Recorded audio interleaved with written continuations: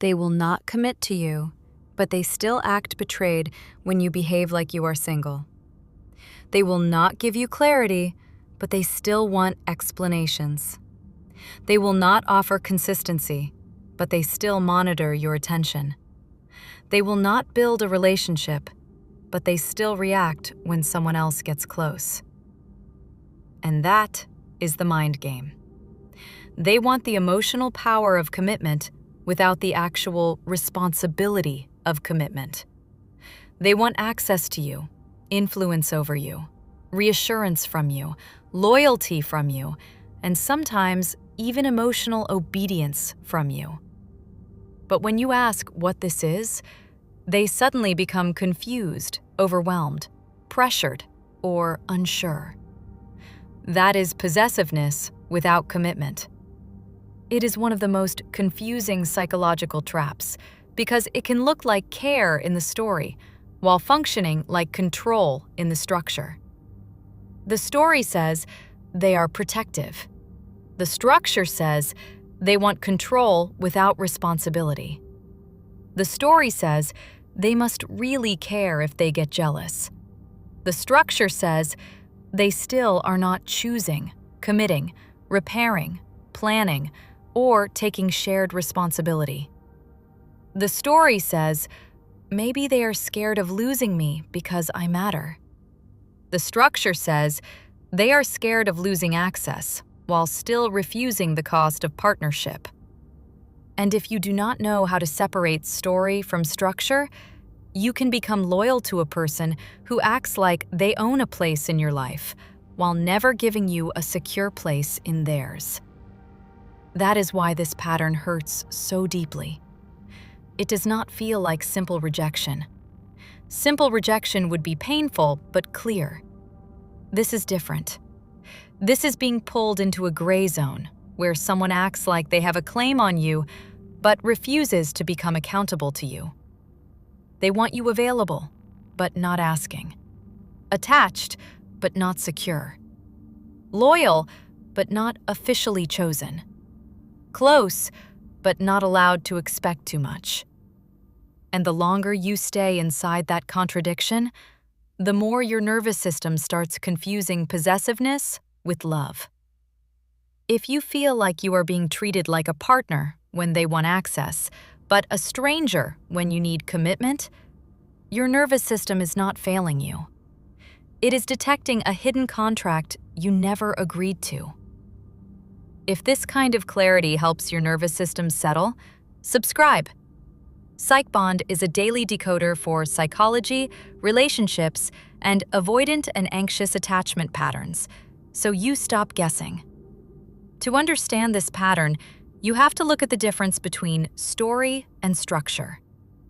The story is the emotional explanation that makes the behavior feel meaningful.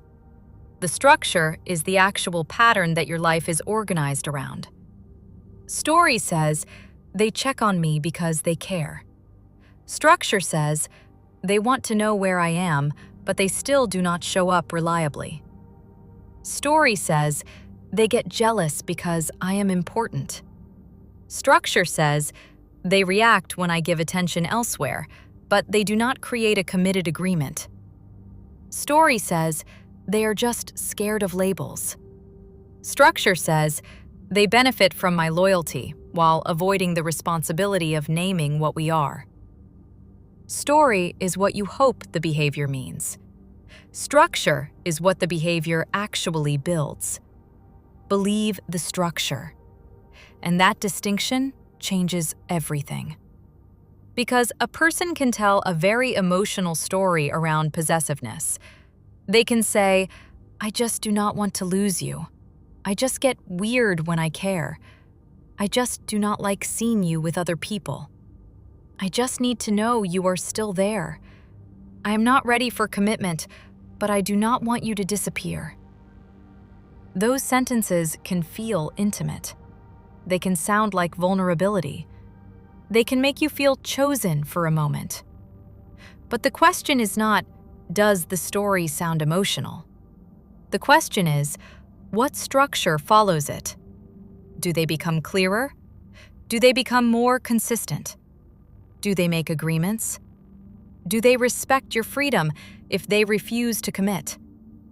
Do they take responsibility for the way their possessiveness affects you? Do they stop demanding partner-level access while offering almost no partner-level security? If the answer is no, then the story may be soothing, but the structure is still unsafe. This is where many people get trapped.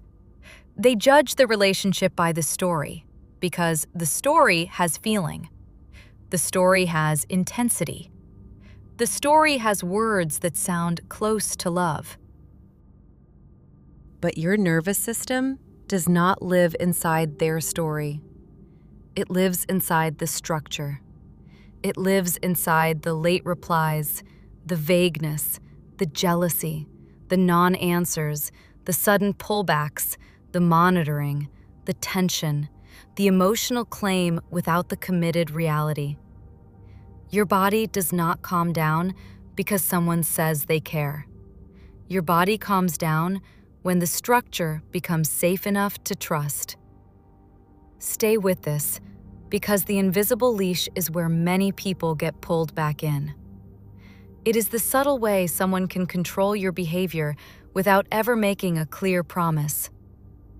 Possessiveness without commitment usually begins with what I call the invisible leash. You may not be officially together. There may be no label, no clear agreement, no shared plan, no real conversation about commitment. But somehow, you still feel watched. You still feel claimed. You still feel like your choices affect them. You still feel like moving on would be treated as betrayal, even though staying has never been protected by commitment. That is the invisible leash. It does not always come through direct commands. Sometimes it comes through mood shifts, silence, coldness, jealous comments, sudden questions, emotional withdrawal, a strange look, a half joke that carries a threat, a message that appears right when you seem less available. The person may not say, "You cannot date other people." They may simply make you feel guilty for acting like someone who has not been chosen. And that guilt becomes the leash. You start managing their emotional reactions even when they have not earned that level of access. You start editing your freedom for someone who has not given you clarity. You start feeling responsible for protecting a bond they refuse to define. That is how control can exist without commitment. It is not always loud. It is not always obvious. It can be subtle enough that you start blaming yourself for noticing it. You think, maybe I'm imagining it. Maybe they are just sensitive. Maybe they are just protective. Maybe I should not make them uncomfortable. But look at the structure. Are you free in the relationship, or only technically free? Are you allowed to move on, or do they punish you emotionally when you do? Are you allowed to ask for clarity, or does that make them retreat? Are you expected to consider their feelings while your need for commitment is treated like pressure? That is the structure. The story may say love. The structure may say control. Believe the structure. The reason possessiveness can feel so seductive is that it creates the illusion of importance. When someone gets jealous, reacts, notices, questions, or pulls you back, it can feel like confirmation. It can feel like, I matter. It can feel like they care more than they admit. It can feel like, if they are this bothered, there must be something real here. And sometimes there is something real. The feeling may be real. The attachment may be real. The fear of losing you may be real. But real emotion is not the same as real commitment. A person can feel possessive because they are attached to your attention. A person can feel possessive because you regulate their loneliness. A person can feel possessive because your availability makes them feel powerful, wanted, or secure. A person can feel possessive because losing access threatens their ego. A person can feel possessive because they do not want someone else to have what they are not willing to build with. None of that automatically means they are ready to commit. That is the part you have to hear clearly. Possessiveness is not proof of devotion. Possessiveness is proof that something in them is activated by the thought of losing access. That activation may come from care, insecurity, ego, fear, attachment, control, desire, or scarcity. But commitment requires a different system. Commitment requires responsibility. Commitment requires clarity. Commitment requires someone to tolerate the reality of a relationship, not just the emotional benefits of being wanted. So, if someone becomes possessive but will not commit, do not only ask, do they care? Ask, what does their care build? Does it build safety, or does it build confusion? Does it build a shared reality, or does it build a private claim? Does it build trust, or does it make you more careful, more anxious, more edited, more afraid to be free? The story says, their possessiveness means you are special. The structure asks, special enough for what? Special enough to monitor, but not choose? Special enough to protect from other people, but not protect with commitment? Special enough to keep close, but not include in a future? Special enough to make you feel guilty, but not secure? That is where the story breaks. The structure shows you the truth.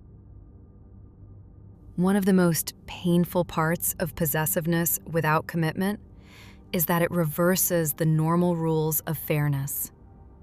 In a committed relationship, mutual consideration makes sense.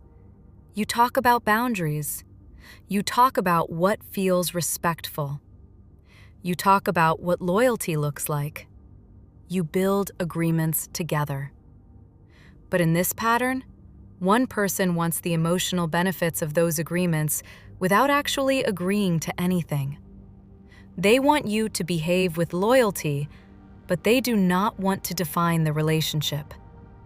They want you to avoid making them jealous, but they do not want to create a structure where exclusivity is clear. They want you to reassure them, but they do not want to offer consistency. They want to feel considered, but they do not want to become accountable. That is not protection. That is a power imbalance. Because commitment is what makes mutual responsibility fair. Without commitment, possessiveness becomes one-sided control. They get to keep their options, ambiguity, independence, or emotional distance, while you are expected to organize your behavior around their insecurity. They get to say, we are not together, but also, why were you with them? They get to say, I am not ready, but also, I do not like seeing you move on. They get to say, do not pressure me, but also, do not make me feel replaceable. That contradiction can slowly train you to abandon yourself. You start acting like you are committed to someone who is not committed to you. You start giving explanations that were never owed. You start making your world smaller so they do not feel threatened. You start confusing their discomfort with your responsibility. And because the story is so emotional, you may not call it control. You may call it sensitivity. You may call it fear. You may call it love. But control does not stop being control because it comes wrapped in vulnerability. A person can be wounded and still unfair. A person can be scared and still controlling. A person can care and still create a structure that benefits them more than it protects you. This is why the structure versus story lens matters. It keeps you from getting hypnotized by the emotional explanation. It asks you to look at the lived reality. What is this relationship actually asking from you? What does it allow them to avoid? What does it cost you to keep believing the story? A major sign of this pattern is that their possessiveness appears most when you start reclaiming yourself. When you are waiting, available, loyal, and emotionally focused on them, they may stay vague. But when you start pulling back, dating, healing, becoming quieter, feeling less interested, or opening your life again, suddenly they become alert. Suddenly, they ask questions. Suddenly, they miss you. Suddenly, they become warmer, sharper, jealous, protective, or reactive. That timing matters. If their seriousness only appears when your availability is threatened, it may not be commitment. It may be access panic.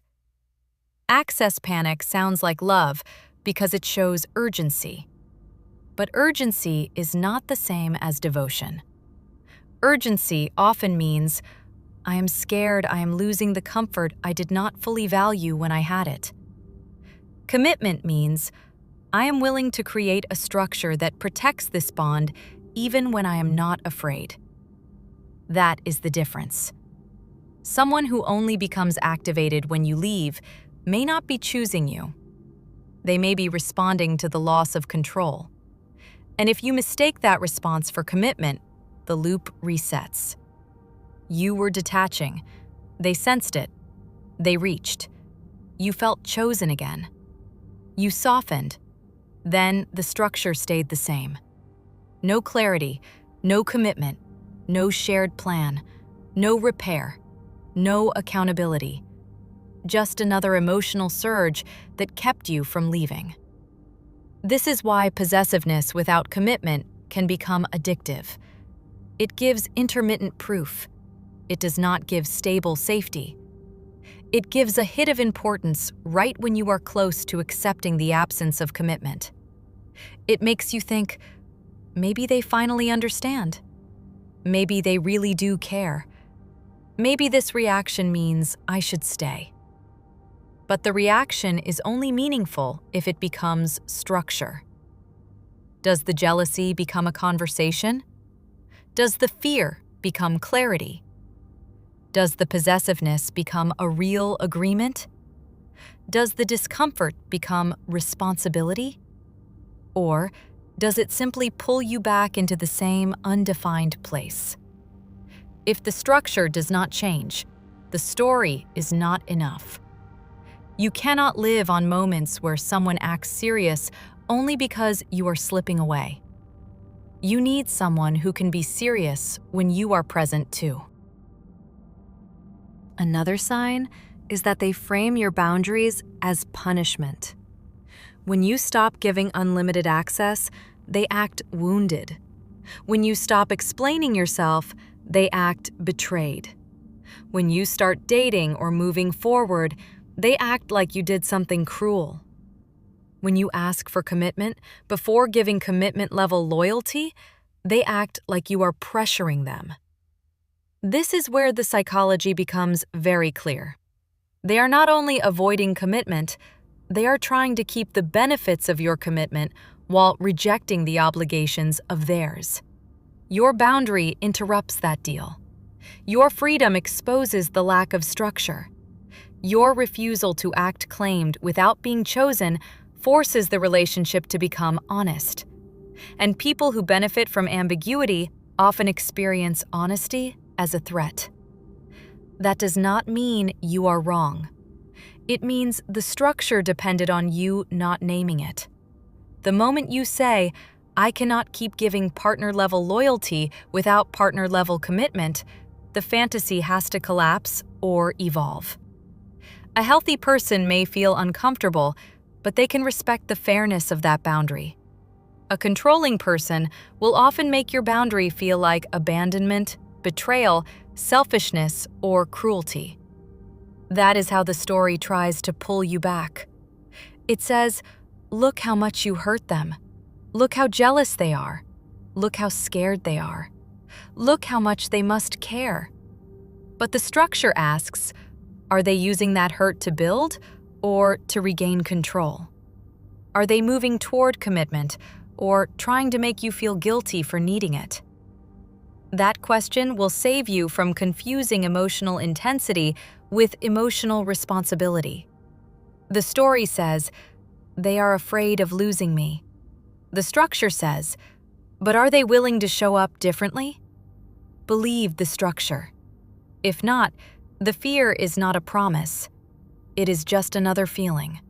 And feelings without responsibility can become a trap. There is also a deeper psychological root here. Possessiveness without commitment often comes from wanting security without surrender. The person wants to feel secure that you are still available, still emotionally attached, still within reach, still affected by them. But commitment requires surrendering a certain level of control. It requires them to say, I choose this enough to become accountable. It requires them to let the relationship have reality. It requires them to risk expectations, repair, compromise, and visibility. Possessiveness avoids that. It gives them a sense of security without requiring the vulnerability of partnership. They can feel like they have you without having to become responsible with you. They can reduce their fear of losing you without having to face the deeper fear of choosing you. So the behavior may come from insecurity, but the impact is still control. This matters because many people excuse possessiveness when they understand the wound behind it. They think they are just scared. They have been hurt. They do not know how to trust. They are not trying to control me. Maybe that is true. Maybe the intention is fear, not malice. But intention does not erase structure. If their fear makes them monitor you, restrict you, guilt you, confuse you, and keep you emotionally loyal without commitment, the impact is still harmful. You can have compassion for the wound without submitting to the control it creates.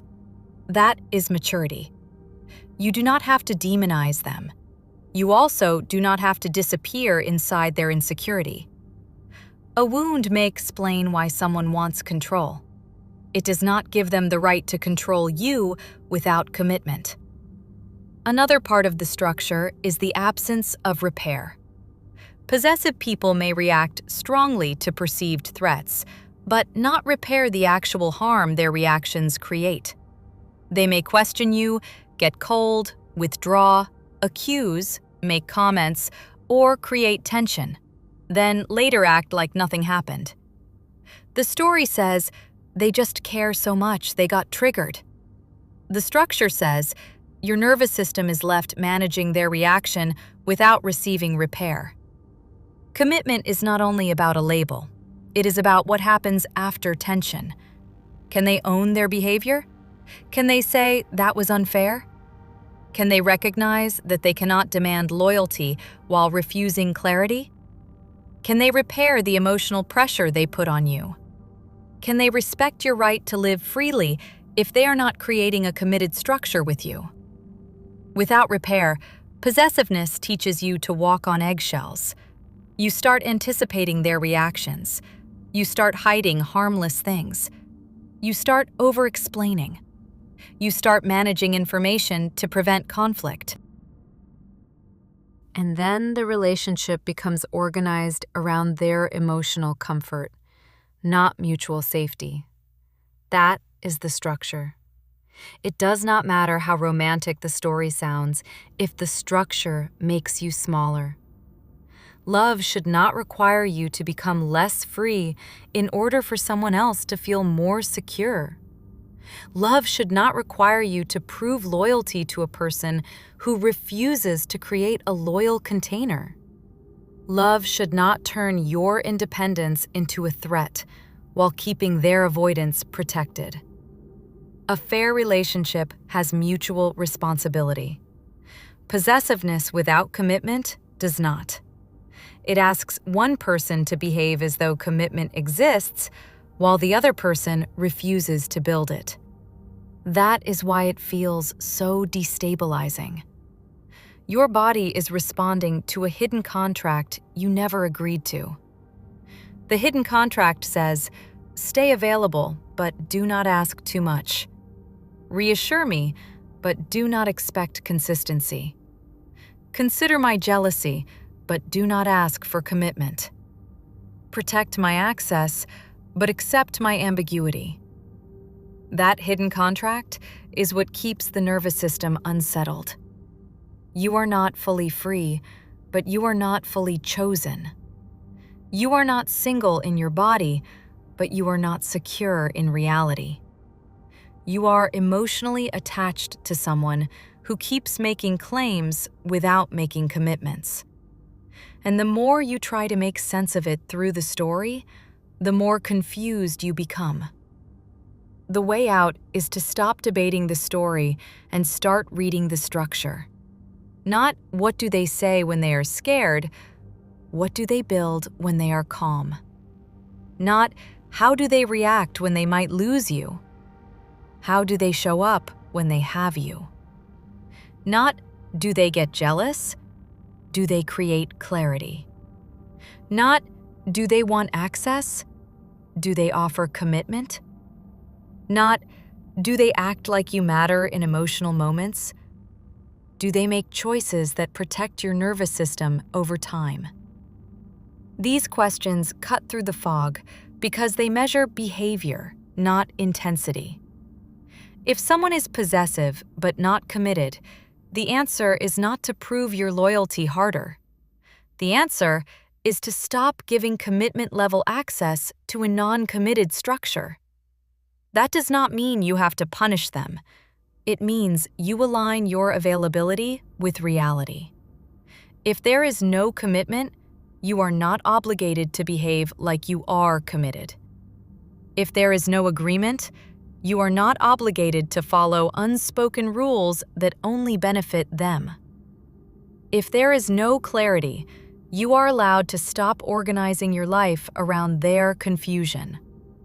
If there is no repair, you are allowed to stop absorbing the emotional cost of their reactions. This is not cold. This is reality. A person cannot refuse commitment and still expect the emotional privileges of commitment. They cannot keep you undefined and then resent you for acting undefined. They cannot avoid choosing you and then punish you for not acting chosen. They cannot keep the door half open and then be angry that you are no longer standing in the doorway. The final shift is this. Stop asking, why are they possessive if they will not commit? Start asking, what does their possessiveness allow them to avoid? It may allow them to avoid losing you. It may allow them to avoid feeling replaceable. It may allow them to avoid the loneliness of your absence. It may allow them to avoid the vulnerability of commitment. It may allow them to keep control while avoiding responsibility. And once you see that, the behavior stops looking like a secret form of love. It starts looking like the structure it really is.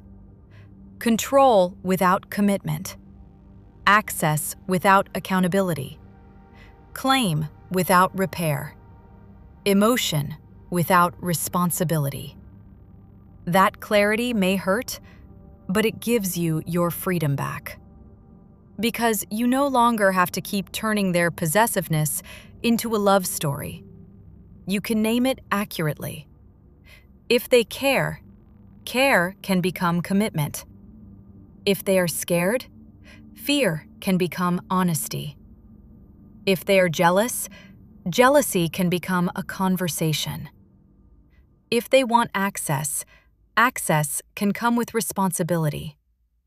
But if none of that happens, then the story is not enough. You deserve more than being monitored by someone who will not choose you. You deserve more than being claimed by someone who refuses to build with you. You deserve more than being asked for loyalty by someone who keeps the relationship vague. You deserve more than control dressed up as protection. The final truth is this: possessiveness without commitment is not romance. It is a contradiction.